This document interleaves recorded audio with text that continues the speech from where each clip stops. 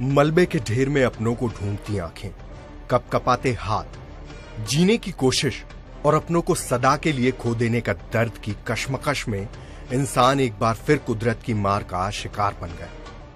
हर कोई अपनी रोजमर्रा की दिनचर्या में व्यस्त था। मौसम खुशनुमा था, मगर पलक झपकते ही भूकंप के झटकों से इमारतों के साथ साथ हजारों लोगों के ख्वाबों का आशिया भी ध्वस्त हो गया। भूकंप ने एक दानव की भांति यूं हुंकार भरी कि सबकी रूह कांप उठी।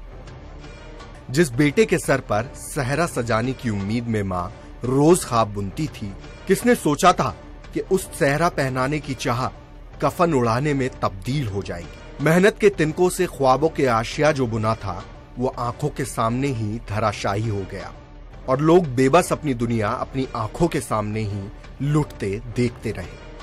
शनिवार 25 अप्रैल को आए भूकंप ने फिर से प्रकृति का वो भयंकर रूप दिखाया जिसे देख पूरी दुनिया त्राहिमाम कर बैठी। रिक्टर पैमाने पर 7.9 तीव्रता पर रिकॉर्ड किया गया ये भूकंप उत्तर भारत और नेपाल को हिलाकर रख दिया। पूरे के पूरे शहर तबाह हो गए।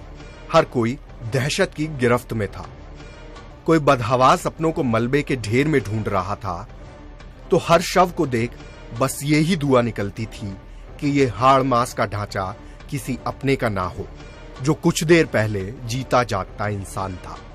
ताश के पत्तों की तरह बिखरी इमारतें ना जाने कितनी ही जिंदगियों को अपने आंचल में ढक मौत के हवाले कर चुकी थी। घर, अस्पताल और इमारतें ही नहीं बल्कि मंदिर भी इस विपदा के शिकार हो गए। पलक झपकते ही मंदिर भी जमीन पर धराशाही हो गए। तस्वीरें देख कुछ यूं लगता है जैसे किसी हॉलीवुड फिल्म के सेट का तबाही के बाद का दृश्य हो, मगर फिर जहन में ख्याल आता है कि काश ये सच होता और ये तबाही का मंजर सिर्फ एक ख्वाब ही होता जो उगते सूरज की रोशनी में खो जाता। कुदरत के इस अभिशाप ने कई इलाकों के खूबसूरत चेहरे को इस कदर बदसूरत बना दिया कि जिसकी किसी ने कभी कल्पना भी नहीं की होगी। लाशों के मलबों से निकलने का सिलसिला थमने का नाम नहीं ले रहा। शमशान में चिताएं रात दिन भट्टी की तरह जलाई जा रही हैं और इंसानियत टुकड़ों में बिखरती नजर आ रही है। खौफ का मंजर कुछ यूं लोगों के दिल में बैठा है कि अब कदमों की आहट सुन भी धड़कन थम सी जाती है।